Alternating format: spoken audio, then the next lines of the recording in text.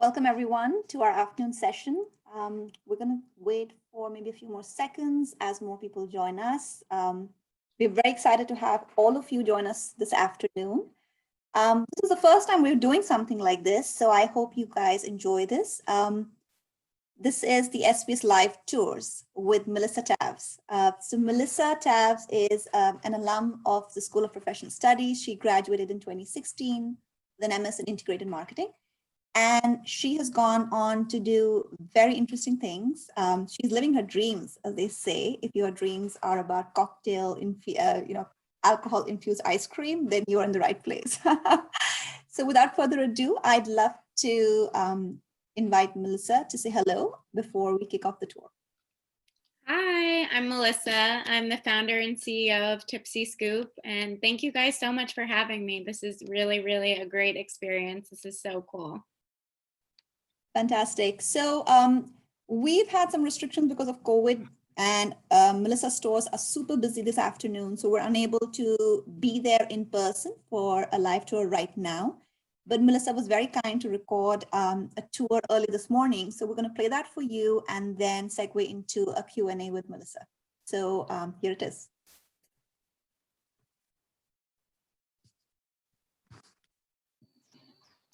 Hi everyone, I am Melissa. I am the founder and CEO of Tipsy Scoop Ice Cream.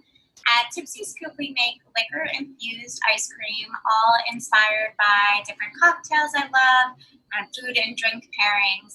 So we are here today at our 26th Street location, which is our flagship store, which we opened in May of 2017. We also have a location in Williamsburg, in Brooklyn, and a licensing agreement with a company called It Sugar, which is a national candy retailer, and have little kiosks in Dallas and Vegas and Myrtle Beach. But Tipsy Scoop started not just with brick and mortar. We actually started with catering and events. We have a few ice cream push carts that we push all around the city in the tri-state area for private events. And we also do wholesale. So our pints are available at different grocery stores and specialty food retailers. But since COVID restrictions, our business model has really, really shifted to focusing on shipping. We ship our ice cream nationwide. You can see a few boxes behind me with some examples of the cocktail kits that we ship. So the shipping has really helped us reach our customers when they don't necessarily feel like coming out to the stores and are focused more on staying at home and socially distancing. So shipping has been a huge pivot for our business and has been a great way to continue a revenue stream as we are shifting the focus of our business. So I came up with the idea for Tipsy Scoop actually while I was in my NYU School of Continuing Studies program studying integrated marketing. So ice cream making actually runs in my family from back in the 1800s. My family brought over from Italy to Scotland gelato carts, which was a very novel concept at the time.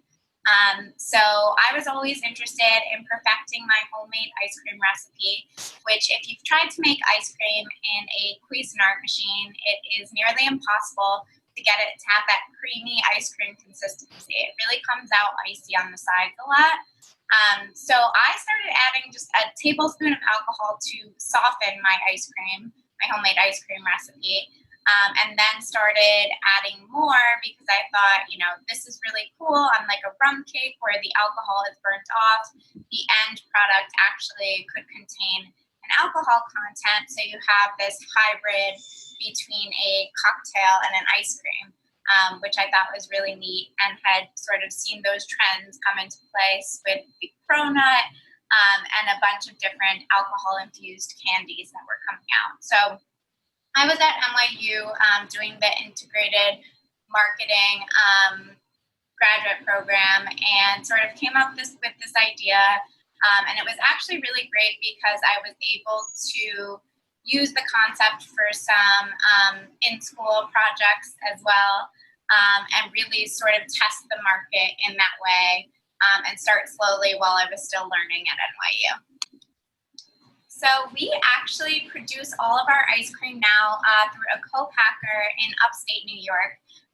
Initially, we made all of our ice cream in-house. Actually, before we had our own kitchen, we started at a place called Hot Bread Kitchen, which is a kitchen incubator program where you can rent kitchen space and then just sort of use it as needed rather than have your own space that you have to more heavily invest in. So we used to make all of our ice cream in-house, and then when we started doing wholesale and selling our pints to different grocery stores and specialty food retailers, we didn't have machines that would be able to account for that volume and also wanted better quality control.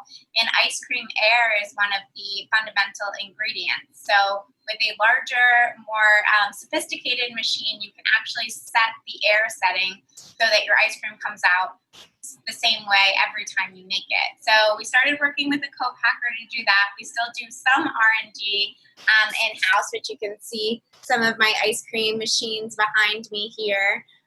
But most of it is done by our co-packer. So I moved you all over. I'm here in front of our pint freezer to just talk about some of our different ice cream flavors. So you can see at the top here a collaboration we did with Truly Hard Seltzer. So collaborations with liquor brands and different companies are something that we do often and definitely super important right now to keep people excited about the different flavors too. So I have some of our most popular flavors here, the mango margarita, the pina colada, spiked hazelnut coffee, and of course some of our seasonal flavors as well. Our pumpkin pie ice cream, which is infused with spiced rum. So one of the most challenging things about running Tipsy Scoop, or any business really, is just there's always unexpected obstacles that come in the way. I think now more so than ever that is super obvious to any business owner. Being able to be flexible and pivot when needed is super important. Having a team that will sort of do that with you too is also great. The other thing that's been challenging, but that I'm happy that we started with from the beginning, is we have a lot of different revenue streams for our business. So we have our catering, we have our in-store brick and mortar sales, we have our shipping, we have our wholesale, we have our web direct-to-consumer sales. So being able to put all those revenue streams together, lean on some at other times more than others, has been really, really helpful to our business and has been a good way to sort of navigate through these crazy times that we're in right now. So one of the things I'm most proud of about Tipsy Scoop, and definitely super proud of lately, is that this year we actually doubled our business, which is super crazy. It was such a challenging year. I remember sitting down in March, not knowing what to do, not knowing whether we should close down or not.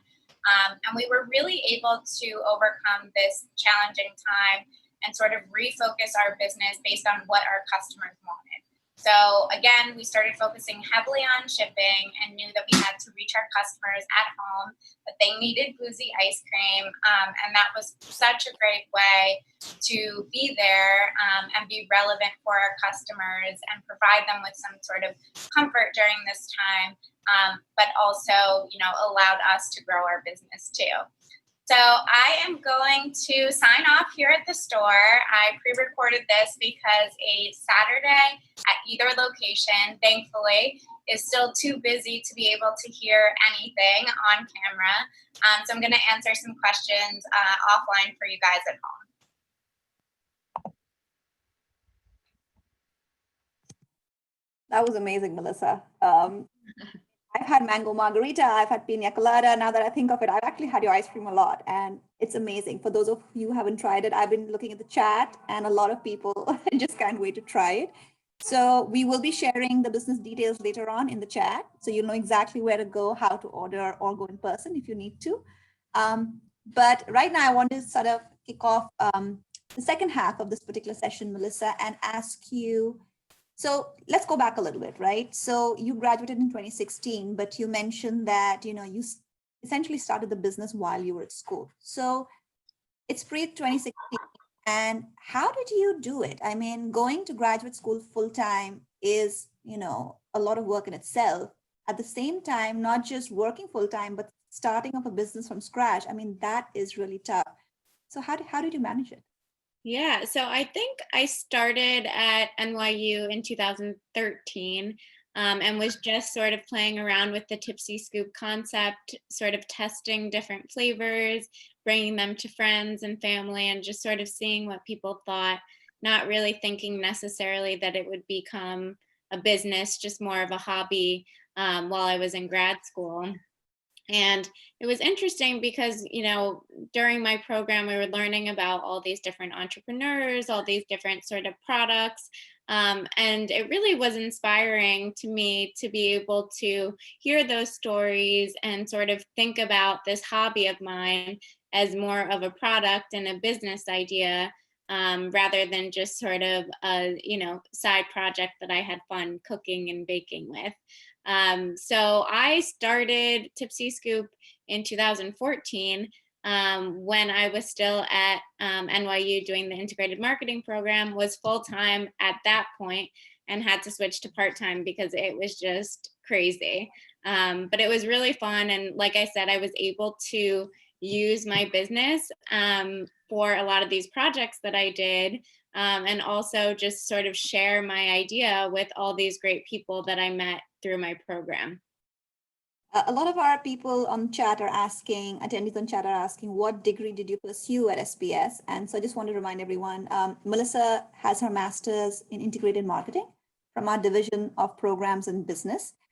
It's one of our largest divisions, and integrated marketing is one of our most popular degrees. So Melissa, can I ask you, how did the degree prepare you or help you or guide you or support you in your entrepreneurial venture?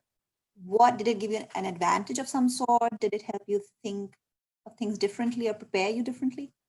Yeah, I mean, I think in general, the program is just really great at helping you like fine tune any idea you might have. I'm one of those people who I have a ton of ideas all the time, and anybody who knows me knows that Tipsy Scoop is one of many ideas that I threw around. So it really helped me focus and sort of fine tune that concept, because otherwise I think I would have just been all over the place. It was also interesting the time that I spent at NYU. Things like Facebook and Instagram were just sort of becoming more popular and a great marketing tool. So I remember specifically my social media class I took was really, really helpful because that was like our main marketing tool for Tipsy Scoop and testing our product. And to this day, our Instagram is, I think we have almost 100,000 followers, and really use that to sort of test new concepts and ideas, and just really great in general to sort of fine tune my concept and focus. For those of you who haven't checked out her Instagram account, you must do so. I see a couple of people on chat have just started following you, so we just upped your numbers a little bit. Awesome.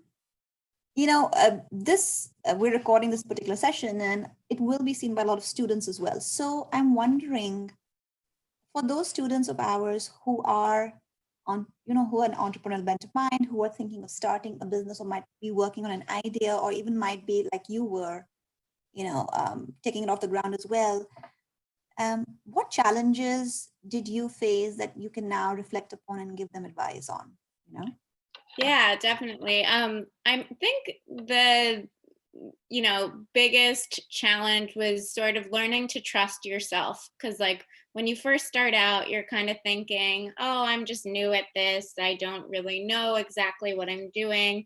When you start a business, you know your business better than anybody else. So definitely take advice from people, talk to people in like-minded industries, but sort of trust your gut, because I have to say, just along the way, you always know when something sort of feels wrong or doesn't feel like something that you're ready for. So if you can sort of trust your intuition, use the advice you get from other people, but trust that you are the expert in your business, I think that is really, really helpful, and definitely, can guide you in the right direction. Because once you get started, there's just so many obstacles along the way. It's easy to not want to continue or to not have that persistence to move forward. So if you can trust in yourself, that's super helpful. We have a question that just popped up on chat. It's Chris Braun who's asking, are you in stores on the West Coast, and what legal issues did you find mixing booze with ice cream? Oh my goodness. Well, I'm glad you asked that. So lucky for me, both my parents in the past were lawyers. If I didn't have free legal aid, I don't know what I would do. So that's been super helpful. So Tipsy Scoop is like a very different category. So it's a liquor infused food. So, there are more liquor infused foods that are starting to come out now, but when I started, that was a whole new category. So it was very hard to navigate, is this legal in this state? Is it not in this state? Because people hadn't really decided how they wanted to classify this. Was this an ice cream or was this an alcohol? So long story short, in New York State, we are considered a non-beverage since we are below 5% ABV. And then we got federal approval from the TTB, or the Alcohol and Tobacco Bureau, as a non-beverage. So we can ship our product across state lines, and we do have distributors in different areas. But there are some states like California that decide not to follow even federal guidelines, and still consider our ice cream an alcohol and not an ice cream. So it's definitely still a little bit murky and still, tough to navigate. And I remember actually when we got into Whole Foods, got our pints into the freezer there, they got there and the buyer called me and said, I don't know what to do with this. How am I going to ensure people are 21 who are buying this? Like, what do I do? So we thought they were going to pull it off the shelves, and then they ended up having the product scan like a beer or wine. So we were able to work that out, but there are a ton of challenges along the way, especially in this new product category. I can imagine. Great that you're in Whole Foods, because that's great visibility for you across the nation. So that's wonderful. Totally. More questions coming in. So people want to know, what are the most popular flavors in your lineup of flavors? And they also want to know which ones did not work out as well as you thought they would. So the most popular flavor, which I actually think was one of the first flavors I came up with, is the dark chocolate whiskey salted caramel, which I have over here getting a little. That sounds really good. Yeah. And it's funny because I don't like whiskey or chocolate on its own that much. But the idea from the flavor came from a pairing that I did of a dram of whiskey with a one of those Ghirardelli dark chocolate squares that has caramel inside. And the pairing is just really nice. Like the bittersweetness of the chocolate just pairs really well with the like peatiness of the whiskey. So that flavor by the pint, by the scoop is always the most popular. There have definitely been some flavor fails, but for the most part, they've been okay. It's mostly been about deciding whether something should be like an ice cream or sorbet. And I tend to sort of, if it's a wine, skewed towards sorbet, just because I think that pairing works out a little bit better.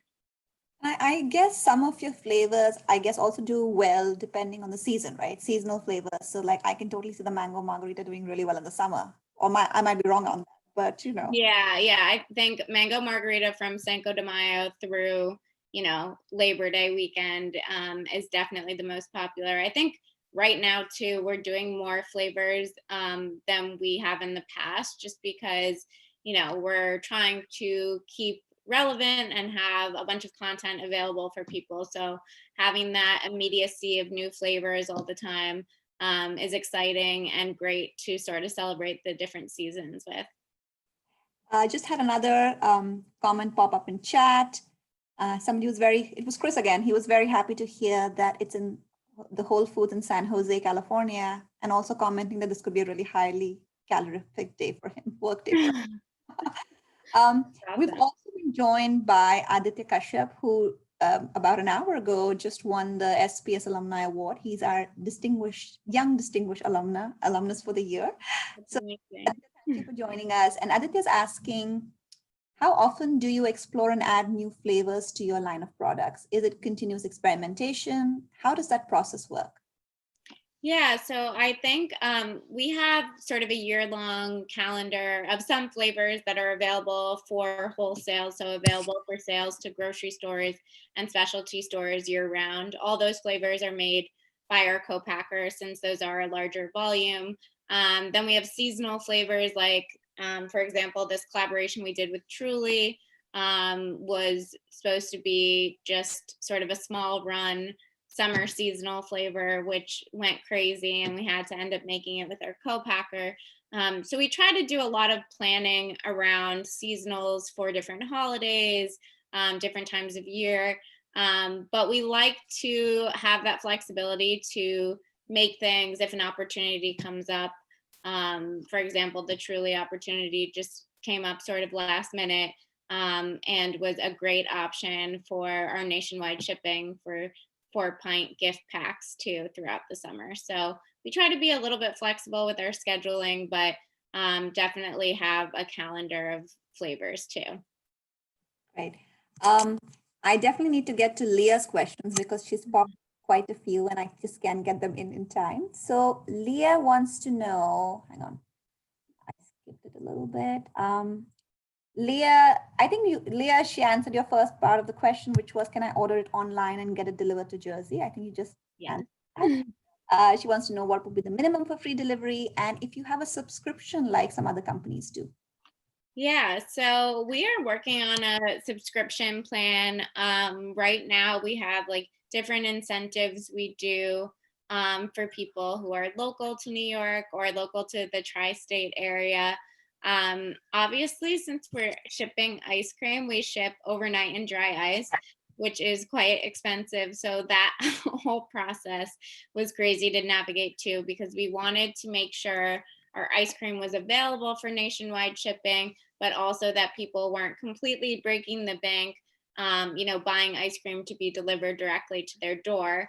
So we now actually work with a fulfillment center for our shipping, and they have warehouses in Ohio and in Sacramento. So they're able to sort of look at their map and come up with, flat rate shipping rates to different areas in the country. So it's not just us shipping overnight in New York all the way to Washington State. Makes sense. Um, there's Amanda who just popped into chat and said that she went to your location for the first time in March and she had some pints when quarantine began, and she's very glad to see your business doing very well.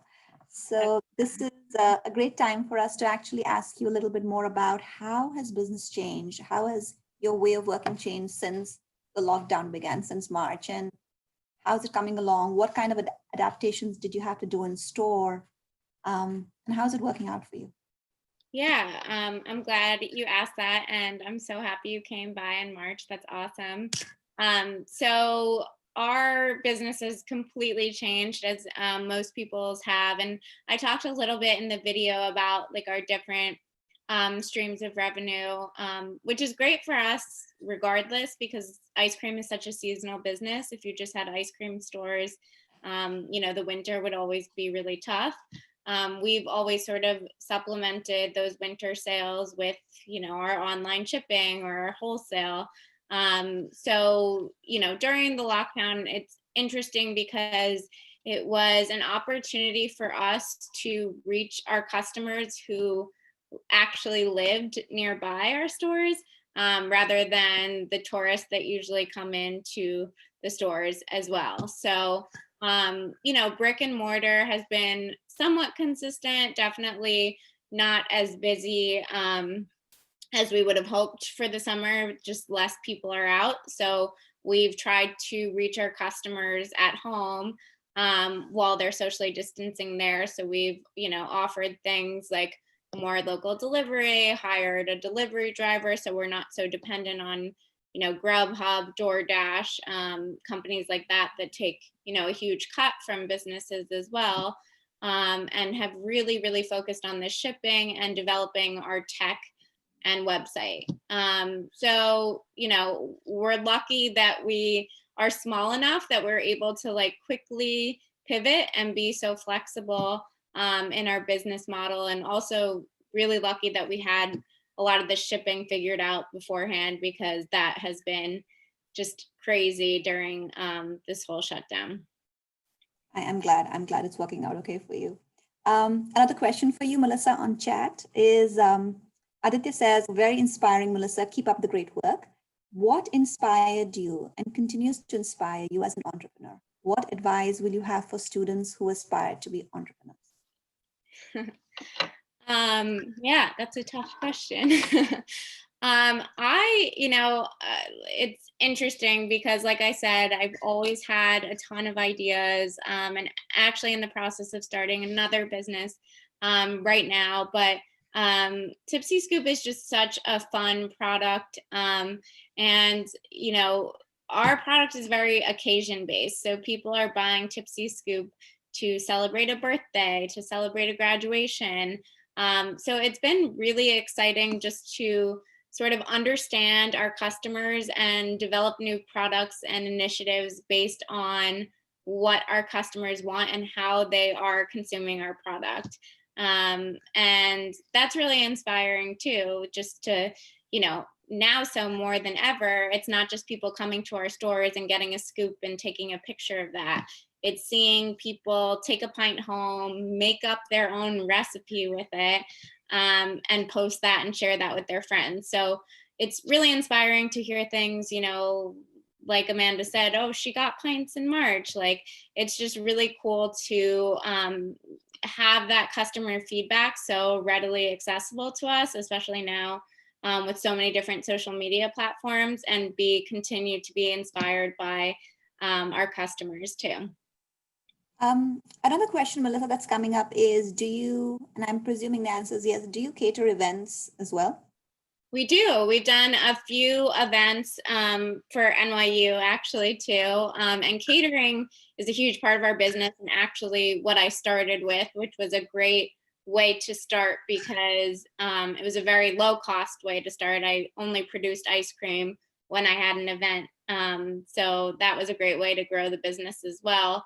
But I'm very surprised that we are still doing catering. So we do virtual events now. I actually have a box here behind me of our cocktail kits. We do virtual ice cream cocktail parties. So companies can hire us out to have a virtual bartender for the evening and get kits shipped to them with everything they need to make 2 ice cream cocktails. So it's been a lot of fun, and with the virtual events, especially with this one today, it's a great opportunity to connect with people all over the country, sometimes all over the world, and be able to serve a larger audience too.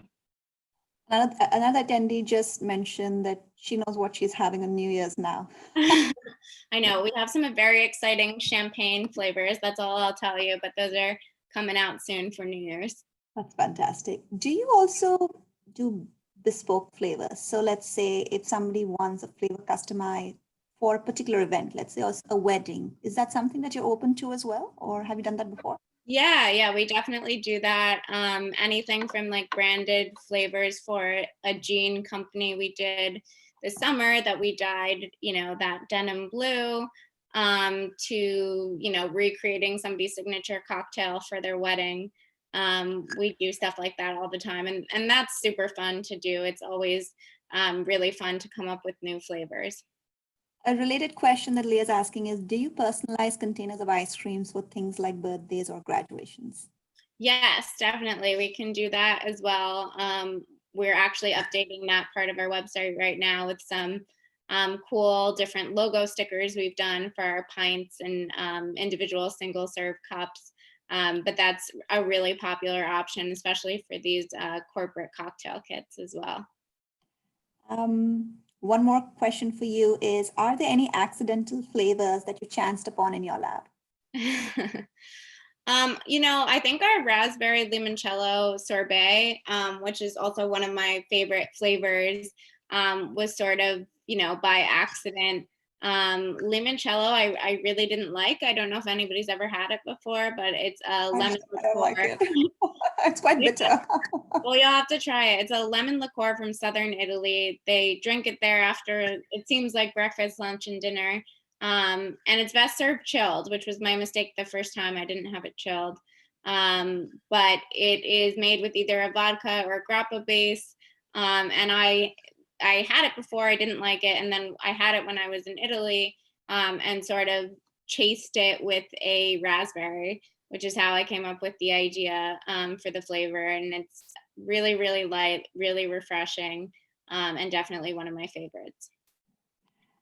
Another question for you, Melissa, is what are your future plans for Tipsy Scoop? Yeah. So go next. What do you do next? No.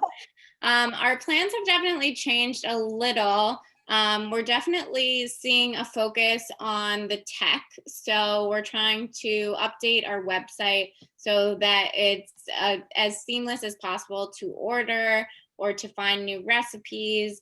We're definitely focused on, distributing as much content as possible at no additional cost for our customers, because we are just so impressed, again, with all these recipes and all the different ways customers are using our products these days. So definitely investing in the tech to, sort of be able to take back some of our customers that are ordering for us for shipping or for local delivery, and, have more access to that customer information as well. But our focus has definitely shifted from, traditional brick and mortar to more direct web sales and expanding our wholesale business as well. What about transitioning into or adding to your line related products? I mean, I know like right now your base is cream and sorbets, but would you ever considering adding related products to your line as well? Yeah, definitely. We've added a few new things this year. We also have now ice cream garnishes or toppings that we do with like an amaretto toffee, and then one is with a brandy toffee. So those have been super popular again, especially as people are sort of experimenting with recipes at home. And then these cocktail kits have been great because with liquor laws in New York changing, we can actually ship the ingredients to make a full cocktail at home. So we can also ship mini bottles of Prosecco or Stout along with our ice cream, along with recipe cards, which are really fun for people to play around with as well. That's cool. A related question, do you sell branded merchandise like t-shirts or hats? Yeah, we've just started to sort of expand upon our merch line. So we have ice cream pint koozies now, which are really, really fun, especially for the holidays, a good stocking stuffer, and hoodies and t-shirts and hats. So we definitely are working on our swag. So Another question for you. What are you most proud of having achieved with Tipsy Scoop? yeah, I mean, there have been so many obstacles, and I'm glad I got that question from Chris in the beginning about some of the legal issues, because I know that's not super fun to talk about. But you know, in coming up with a product that is in a new category and that is alcohol infused, it is so tough to navigate, you know, those different regulations and restrictions. And that's a lot of the reason that a lot of our competition isn't doing what we're doing. So, you know, having that first mover advantage and, you know, sort of overcoming and figuring out some of these legal issues and obstacles has definitely been a challenge, but I'm proud of my persistence in, you know, creating the product and getting it to different states and all that too. Thanks. For those of us who joined a little bit later in the session, due to COVID and her store being extremely busy on Saturday, Melissa had recorded a tour early this morning that we had shown at the beginning of the session. So if you missed that, it will be available under the files section on the chat box right next to where this session is playing, that you can view at a later stage. Another question for you, Melissa, is what was your favorite class? Or your favorite professor in school, if you remember any class in particular during your time at SPS. And that's actually from Aditya again, who graduated at the same time as you in 2016. Oh, that's awesome. So my favorite class was definitely a social media class that I took that required that we made our own Instagram pages based on, you know, a brand that we created. And I actually still contribute to that Instagram page. I called it Garnish Guide, and I focused on taking pictures of cocktails and garnishes that I liked. So sort of the point of the class was about, you know, focusing and coming up with concepts, especially testing those concepts out in social media that were very specific and dedicated to a certain audience. So I love that lesson, and that was really, really helpful in growing the Tipsy Scoop social media, which again is a huge, huge part of how we get a lot of our business and how we test different products. And probably holding you in really good stead right now during COVID and the lockdown. Another question for you, do you carry low carb or low sugar products? We don't carry necessarily low sugar products. Our ice cream is definitely an indulgence, but we did play around this summer and have some flavors coming out for holiday that are dairy free and are, you know, on the healthier side. We have some almond based ice creams, almond milk based and coconut milk based, which were definitely challenging to play around with. One of the reasons we were able to get the alcohol to freeze or turn into the ice cream is because the ice cream has 16% butter fat. So that puts it in like a super premium ice cream category, similar to Haagen-Dazs, where the ice cream is that creamy custardy consistency. So the alcohol isn't icy or separated on the sides. So it is more challenging to do those coconut milk and almond milk based ice creams, but they turned out really well. So we're super excited about those. Lots of comments coming through about coming to your store the next time they're in New York. Yes. So joining us from all over. We have a few more minutes to go before we have to close the session. So if you have any last minute questions, please do pop them into the chat. But Melissa, really, this has been so interesting. I don't have an entrepreneurial bone in my body. Like I could not do it. So it's really interesting and inspiring and actually really nice to hear people, especially take your idea and kind of evolve it and take it off the ground. And then, you're doing so well. So we're very proud of you. And Thanks. we're so happy you came back to our virtual campus, I guess, right now, to share your story. And I hope that you will come back to campus again, because I can imagine our students wanting to hear more from you and hear more about your story and be able to get to ask you questions in person as well. But I'm very glad I want to thank everybody who joined us today. Melissa, do you have any last words before we? No, thank you so much for having me. This was really, really fun. And hopefully we'll be able to do something in person as well soon. And I am going to put a promo code in the chat, so you guys have that for any in-store purchases or any shipping gifts or anything like that. But I'll also put my email address in there if you guys want to reach out with any questions as well. And Melissa, I know we spoke about this earlier, but you're also going to pop in a recipe video for. Yes, I'll be putting in a recipe video for our day drinker ice cream cocktail, which is our most popular cocktail. So it has all of our sorbets, our strawberry white sangria sorbet, raspberry limoncello, mango margarita, prosecco, and fruit gummies. So this is one of the cocktails you learn how to make during our virtual ice cream cocktail parties. But we'll have that video for you guys, so you can make that whenever you want. That's amazing. It's like summer in the coming months. I'll probably be doing that as well. Melissa, thank you very, very much for joining us. And I hope everyone enjoyed this session. We have recorded this and it will be available for broadcast on the SPS Violet Network, which is our new digital platform for all alumni and students. So please don't forget to check it out. I'm going to share my screen and share details on how to stay connected, and follow us on our Instagram and on our social media, and you'll know exactly where to